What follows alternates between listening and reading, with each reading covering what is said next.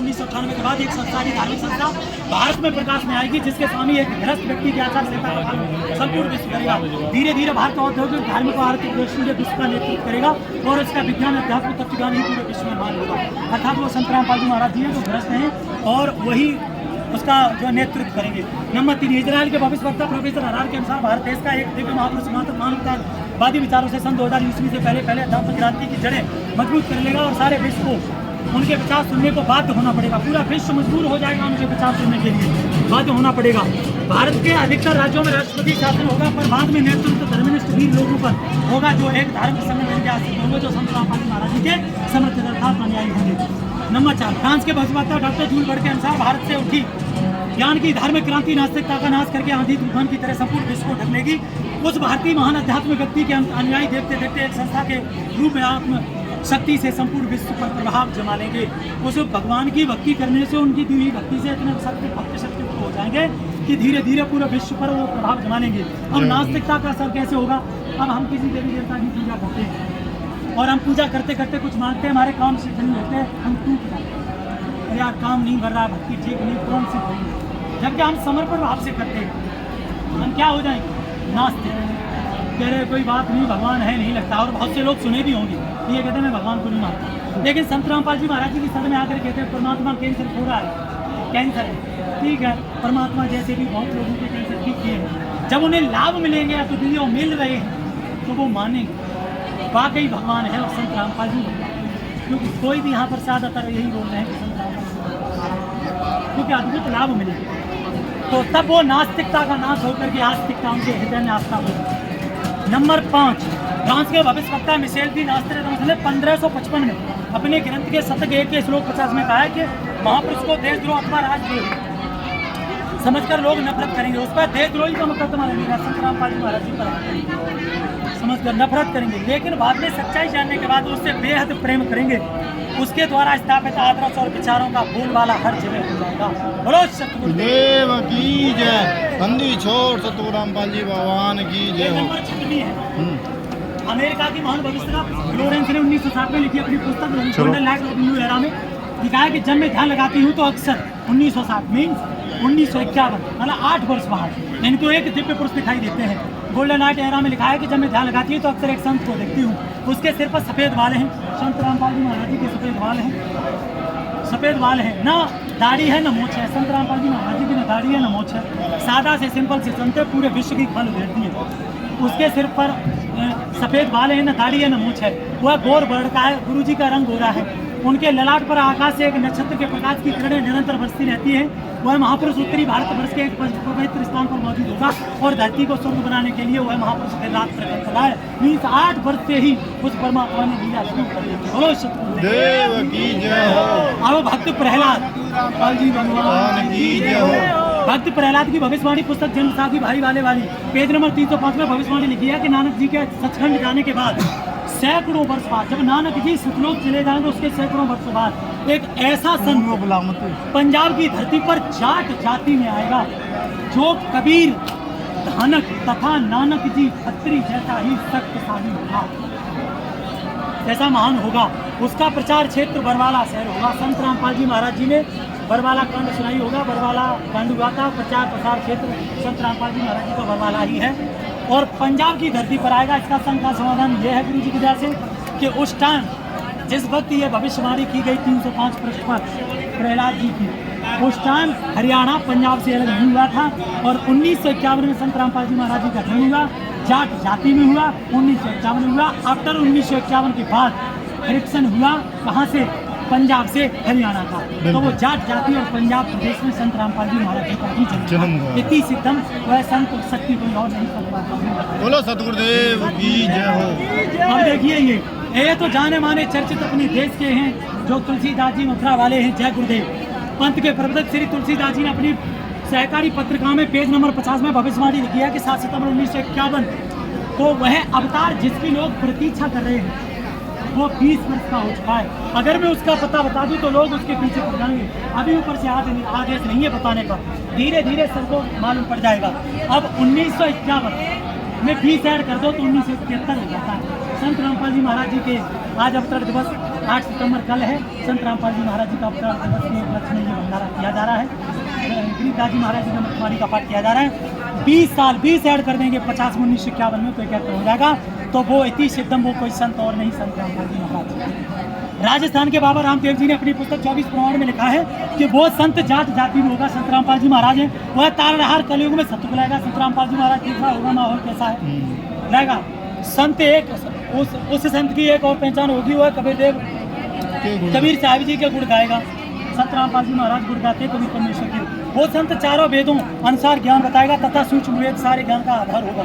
संत रामपाल जी महाराज जी पांच माँ जो वेद है सूक्ष्म वेद, उसे सबका आधार मानते हो। चारों वेदों को भी मानते हैं, उन्हीं रख के ज्ञान देते हैं अनुसार सूक्ष्म वेद देगा। वह तारनहार संत हरियाणा में होगा। बोलो सतगुरुदेव की जय हो।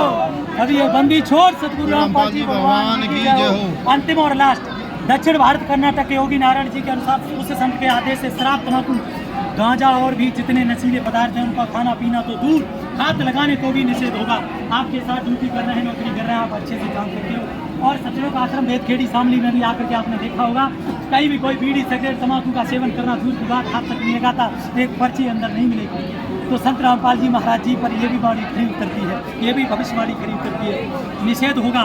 प्रजा में ऊंच नीच का कोई प्रश्न नहीं होगा, जात पात नहीं, गरीबी अमीरी नहीं, सब समान एक जैसे परमात्मा की दृष्टि में होंगे। तो महापुरुष और सभी प्यार से आपस में मिलजुल कर रहेंगे। हम सभी रह रहे हैं और किसी ने किसी को जात कास्ट, किसी के धर्म के बारे में नहीं पूछे, कोई भी आओ। और वह महापुरुष रैचक कुंभक यानी सांस उसास 2 अक्षर का मंत्र प्रदान करेगा, अर्थात सतनाम देगा, जो सांस उसास से ये दिया गया है। सांस उसास से उसका जाप किया जाएगा, जो अजपा जाप मंत्र होगा। भक्ति साधना कराएगा, वह पूर्ण परमात्मा को ही पूजा के योग्य बताएगा। संत रामपाल जी महाराज कभी परमात्मा को पूर्ण परमात्मा एक ही बोलो सतगुरु रामपाल जी भगवान। यहाँ देखिए, ये पवित्र गीता जी है, पवित्र हिंदू धर्म की। ये देखिए प्रमाण यहाँ पर, ये पवित्र गीता जी है। और गीता प्रेस गोरखपुर, हनुमंतगढ़ी पोधार जयदयाल गोविंद का इसके अनुवाद करता है। ये गीता अध्याय 15 का श्लोक नंबर 1 से 4, 16 सत्रह का आशय है। ये वो पेड़ है जो गीता जी में जिक्र किया गया है। इस संसार की जो प्रकृति है वो इस वृक्ष जैसी। जड़ कौन है, ये पेड़ कौन है, ये डार कौन है, ये शाखा कौन है, पत्ते कौन है, ये जो जानता है जड़ सहत जानता है। सह वेद विद, वेद के तात्पर्य को जानने वाला अर्थात तत्वदर्शी संत पूर्ण संत है, वो जगत गुरु है। इसकी वीडियो कहीं भी देख लेना। आज तक संत रामपाल जी महाराज जी से पहले इस गीता अध्याय 15 के श्लोक नंबर 1 से 4, आज तक 16 सत्रह का आशा किसी ने नहीं दिया। परमात्मा की बाड़ी, अक्षर पुरुष एक पेड़ है, निरंजन बाकी डार, तीनों देवा शाखाएं, पात्र रूप संसार। ये देखिए हम पूजा कैसे कर रहे हैं। ये ब्रह्मा विष्णु महेश है, ठीक। और हमने ऐसे गमले में भक्ति रूपी पौधा लगा रखा है, उसको सींच रहे हैं। अब हम पत्तों की पूजा करेंगे, सिंचाई करेंगे तो पौधा सूख जाएगा, न पत्ते होंगे, न फल होंगे, न हमें छाया मिलेगी, हम कहीं के लिए ही रहेंगे और भक्ति रूपी पौधा सूख जाएगा। भक्ति कैसे करनी है, इसको ऐसे सीधा लगाना है पौधे को भक्ति रूपी। ये जड़ कबीर परमात्मा है, जो जमीन से ऊपर दिखता है वो एक पेड़ होता है। ये मेन डार निकलती है वो एक डार है, उससे जो निकलती है वो शाखा, उससे जो निकलते हैं वो पत्ते। अक्षर पुरुष एक पेड़ है, निरंजन बाकी डाल, तीनों देवा शाखाएं, ब्रह्मा विष्णु महेश, और ये पात्र। ऐसे भक्ति करनी है पूर्ण परमात्मा। जब हम जड़ की पूजा करेंगे और पेड़ पर फल आएंगे, पकेंगे तो वो नीचे ही गिरेंगे। जो कबीर साहब जी कहते हैं, वृक्ष कबौना फल बके, वो नहीं खाता। नदी न संचयनी, वो कभी ना नदी अपने अंदर जोड़ के नहीं रखती, हमें सब नदी न संचयनी, परमारथ के कारण सारे शरीर हमारे मोक्ष के लिए सतगुरु बनकर परमात्मा। तो ये भी परमात्मा। चलो सत्साई भाई जी, सत्साई नहीं छोड़ सतगुरु रामपाल जी भगवान जी की जय हो। नहीं थोड़ा भाजी साथ दे दी ना। ये पवित्र मुस्लिम धर्म की पवित्र कुरान शरीफ है। सूरत फुरकानी 25 आयत 52 से 59 में कबीर परमात्मा का नाम स्पष्ट लिखा है। कुरान शरीफ का ज्ञान दाता अल्लाह हजरत मोहम्मद से कह रहा है कि जिस अल्लाह ने 6 दिन में कायनात सृष्टि रची है, बनाई है, उनका नाम कबीर है। स्पष्ट नाम लिखा है, कहीं भी जाकर के इसको आप ले जा सकते हैं, देख सकते हैं। उनकी पूरी जानकारी केवल बाखबर तत्वदर्शी संत ही दे सकता है, उनसे प्राप्त करो। कुरान शरीफ सूरत 42 और आयत 1-2 है। इसमें ये 3 नाम है, ऐन सीन का। कुरान का ज्ञानदाता कह रहा है कि इन तीनों मंत्रों का वास्तविक अर्थ, इन मंत्रों को सिर्फ अल्लाह जानता है, अल्लाह के अतिरिक्त कोई नहीं जानता। संत रामपाल जी महाराज जी ने इन्हें बताया है। एन चीन का गीता अध्याय 17 श्लोक नंबर 23 है, ओम तत्सत। ये संकेतिक मंत्र है। इसका पहला अक्षर क्या है, इसका पहला अक्षर क्या है, इसका पहला अक्षर क्या है, संत रामपाल जी महाराज जी ने बताया। जब उसने ये कह दिया कि इस मंत्रों का अर्थ सिर्फ अल्लाह जानता है, और संत रामपाल जी महाराज जी ने प्रमाण सहित सनातनी पूजा के पतन की कहानी संत रामपाल जी महाराज की जुबानी उसने इसको बोला। तो जब इसका अर्थ अल्लाह जानता है और संत रामपाल जी महाराज जी ने बता दिया, तो वास्तविक अल्लाह कौन है? संत रामपाल जी महाराज। बोलो बंदी छोड़ सदो रामपाल जी भगवान की जय हो। अल्लाह जो करने के लिए वही बंदी छोड़ सदो रामपाल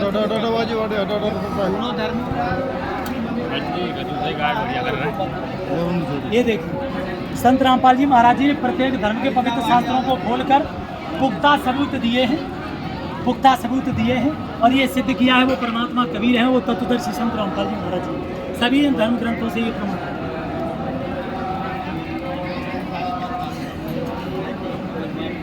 गीता जी के अध्याय 15 श्लोक नंबर 16-17 में 3 प्रतियों का वर्णन है। क्षर, क्षर, अक्षर और परमाक्षर, ब्रह्म, परब्रह्म, पूर्ण ब्रह्म, ईश्वर परमेश्वर, 3 प्रभुओं को कौन बोलता है? यह है ज्योति निरंजन काल, जिसको क्षर पुरुष ब्रह्म कहते हैं, जो 21 ब्रह्मांडों का स्वामी है, जो भक्ति करके ये 21 ब्रह्मांड ले आया था। 1 2 3 4 5 करके ये है, और 21वां इसका ये पूरा घेरा लगा करके इन ब्रह्मांडों को रोक रखा है। तब सिला ये है, यहाँ जीव को भूज के खाता है। ये अपने तीनों पुत्र ब्रह्मा विष्णु महेश को भी दर्शन नहीं देता, न दुर्गा को अदृश्य रहता है। ये इसका अटल नियम है, गीता जी में लिखा है। ये देखिए हम यहाँ पृथ्वी पर हैं, ये सभी लोग हैं, पाताल लोक, इंद्र का लोक, स्वर्ग, नरक ये दिया हुआ है, धर्मराय का लोक, ये 88,000 सुमेर पर्वत, फलदार बच्चों का मन। इसने नकली अनामी लोक, नकली अगम लोक, नकली अलक लोक, नकली सतलोक बना रखा है। जीव इसमें बच जाए, दुर्गा का लोक, और ये महाब्रह्मा, महाविष्णु, महालक्ष्मी, महाब्रह्मा और महाविष्णु, महाशिवजी, महापार्वती, महालक्ष्मी और महासावित्री के रूप में यहाँ रहता है ये। और यहाँ ये ब्रह्मा विष्णु महेश रहते हैं, क्योंकि यहाँ जो बच्चा पैदा होता है वो रजोगुण युक्त होता है। यहाँ जो बच्चा पैदा होता है उसका नाम ब्रह्मा रखता है। यहाँ जो पैदा होता है वो सतो तमोगुण युक्त होता है, उसका नाम शिव रखता है। यहाँ जो बच्चा पैदा होता है वो सतोगुण युक्त होता है, उसका नाम विष्णु रखता है। और ये अचेत कर देते हैं, नाभि से ब्रह्मा जी को ऊपर रख देता है, और कैलाश पर्वत शिव जी को अचेत कर देता है। फिर दुर्गा जी से कहता है थोड़े थोड़े पीछे जाओ, गर्मी लग रही है, ये नए लोग आए हैं, आप परेशान। तो वो ऐसे अचेत कर देते हैं। फिर कह देते बेटा मैं यूँ जो कुछ भी है, दुर्गा जी कह देती है अपने हिसाब से चलो। ये इसके 21 ब्रह्मांड है। ये सतलोक को जाने का रास्ता है, ये भगोर गुफा पर ब्रह्म लोक में जाती है, और ब्रह्म से होकर के हम सतलोक चले जाते हैं। ये तब चला यहाँ रोक करके बैठा, यहाँ से कोई ऊपर न चला था, सबसे ऊपर, क्योंकि इसको श्राप लगा 1 लाख जीव को भूज करके तब चला पर उसकी गंध पीने की, और 1.25 लाख को रोज पैदा आ गया। ये अखिल ब्रह्मांडों के पूर्ण ब्रह्म कबीर परमेश्वर है। ये सत्यलोक का है, जिसमें 7 संत ब्रह्मांडों का स्वामी पर ब्रह्म है, 21 ब्रह्मांडों का स्वामी ब्रह्म, पर ब्रह्म और पूर्ण ब्रह्म। ये असंख्य ब्रह्मांडों के स्वामी पूर्ण ब्रह्म कबीर राजा के समान दर्शनी तट पर रहा। और भी इस रचना में परमात्मा ने वर्णन दे रखा है। ये है आपके पास बार कोड हो, मोबाइल हो तो स्कैन कर सकते हैं। सनातनी पूजा के पतन की कहानी संत रामपाल जी महाराज की जुबान में। सनातनी पूजा का पतन कर दिया शास्त्री और मंडलाचार्यों ने। ये स्कैन करेंगे तो भाग 1, भाग 2, भाग 3 ये तीनों आ जाएंगे, जिसमें बहुत गुण है।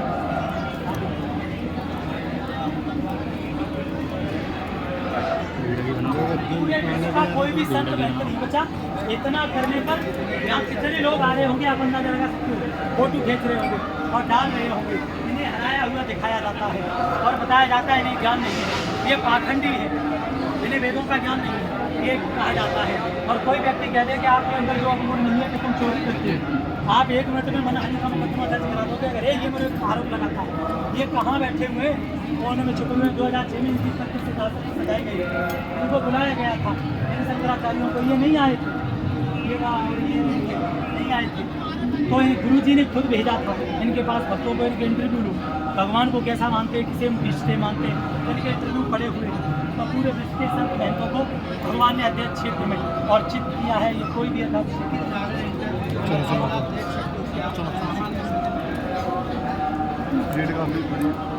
कौन से रामानंद जो है, एक स्वामी रामानंद है जो कविता है, नहीं, कोई छोटे संत होंगे वो इसमें नहीं होंगे, जो ज़्यादा संख्या फंसाए हुए हैं। ये देखिए संत रामपाल जी महाराज जी के विचारों से और दूसरे संतों के विचारों से आप निश्चित रूप से ले सकते हैं। नंबर 1, संत रामपाल जी महाराज अपने सत्संग प्रवचनों में सभी धर्मों के पवित्र शिक्षा ग्रंथों को खोल कर उनसे प्रमाणित ज्ञान देते हैं, बताते हैं। अन्य संत महंत धर्मगुरु अपनी बातों को स्वयं की मान्यताओं और विचारों पर आधारित करते हैं, अपने लोक वेद के आधार से सुनी सुनाई बात बताते हैं। आज तक कोई भी शास्त्री पूरी धरती पर ये नहीं बोल के दिखाता, संत रामपाल जी महाराज दिखाते हैं। तो यहाँ पर ये गलत सिद्ध होते हैं। संत रामपाल जी महाराज ओके, संत रामपाल जी महाराज अंधविश्वास, पाखंड, धार्मिक कुरीतियों का खुलकर विरोध करते हैं, जैसे दहेज लेना और पाखंडवाद, जैसे अपने किसी जानवर की बलि चढ़ाना, शराब पिलाना मूर्तियों को, या आपने कांवड़ डालना, श्राद्ध निकालना, इसका सबका विरोध करते हैं संत रामपाल जी महाराज। जमगाने धर्मगुरु अक्सर परंपराओं पर समर्थन करते हैं, चाहे वे कुरीतियां ही क्यों न हो, ये मानते हो। संत रामपाल जी महाराज यहाँ पर देखिए, संत रामपाल जी महाराज सत्य भक्ति करने वाले के पाप नष्ट कर देते हैं और कष्टों को दूर कर देते हैं। यजुर्वेद अध्याय 8 मंत्र 13 है, जिसमें कैंसर का अभाव भी हो, मृत्यु को भी प्राप्त हो चुका है, उसे भी 100% प्रदान कर सकता है। कभी परमात्मा इतनी पावर है, और संत रामपाल जी महाराज स्वयं वही कभी परमेश्वर। नंबर 3, पाप नष्ट नहीं होते। ये धर्मगुरु कहते हैं पाप नष्ट नहीं होते, कर्मों में लिखे सभी दुख भोगने पड़ते हैं। अब कोई डॉक्टर कहे, कोई डॉक्टर के पास जाए, ये वेदों में लिखा हुआ है कि वो भगवान भयानक से भयानक पाप को नष्ट कर देता अपने साधक से, और ये कहते हैं कि वो नहीं करता, पाप कर्म भोगने पड़ते हैं। अगर हमें बीमारी और हम टैबलेट लेने जाएँ, डॉक्टर दवा दे दे और कह दे कि रोग ऐसा ही रहेगा, खाए जाओ, तो वो डॉक्टर ठीक है नहीं। अरे भगवान की भक्ति क्यों करते हैं? हम अपने पापों की क्षमा के लिए कि भगवान की भक्ति करेंगे, दाता दयालु है, माफ़ कर देंगे। अरे कोई अभी तुम्हारे धक्का मार दे, फिर कह दे भैया मुझे मार लो, मुझे माफ, क्या माफ नहीं करोगे? बिल्कुल करोगे। ये तो भगवान है, था सागर है, दया का सागर कहा गया, दीन दयाल है, तो फिर ये गलत कहते हैं, यहाँ भी ये रोंग है। संत रामपाल जी महाराज अपने शिष्यों को शास्त्र अनुकूल साधना गीता अध्याय 17 श्लोक नंबर 23 के अनुसार बताते हैं। ये संत अन्य संत गीता अध्याय 17 का श्लोक नंबर 23 है, वो है ओम तत्सत इति निर्देश, उसमें 3 मंत्र है, वो भगवान की प्राप्ति के मंत्र। ये अन्य संत अपने मनमाने तरीके से शास्त्र में अलग मंत्र और सत्पत्ति मतलब भक्ति साधना देते हैं। ये मनमाने अक्षर, कोई राधे राधे बता रहा है, कोई ओम नमः शिवाय, तो बंदे से कुछ गुरु, कोई कुछ कर रहा है, अपने अपने मन गणत काली बता। जो गीता अध्याय 16 श्लोक नंबर 23 में मना किया गया कि हे अर्जुन, जो शास्त्र विधि को त्याग कर मनमाना आचरण करते हैं, वो न तो सुख को प्राप्त होते हैं और ना ही उन्हें कोई सिद्धि प्राप्त होती है, ना ही उनका मोक्ष होता है। गीता अध्याय 16 श्लोक नंबर 24 में कहते हैं कि हे अर्जुन, कर्तव्य और कर्तव्य की व्यवस्था में शास्त्र ही प्रमाण है, इन शास्त्रों की ही मान, कौन सा कर्म करना है और कौन सा नहीं करना है। तो यहाँ भी ये गलत होते हैं। संत रामपाल जी महाराज आज सनातनी पूजा को पुनः प्रवृत्त कर रहे हैं, क्यों कि वो सभी धर्मशास्त्रों को खोलकर उनमें बताए मंत्रों को और उनके आधार से शक्ति प्रदान कर रहे हैं। अन्य धर्म वेद गीता शास्त्रों के विरुद्ध ज्ञान देकर सनातनी पूजा के प्रचार का कारण बन रहे हैं।